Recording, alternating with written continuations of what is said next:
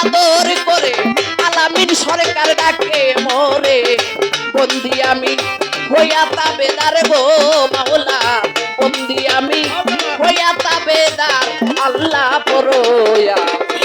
গুনার কথা মাফ করো আমার তুমি গুনার কথা মাফ করো আমার আল্লাহ করো গুনার কথা মাফ করো আমার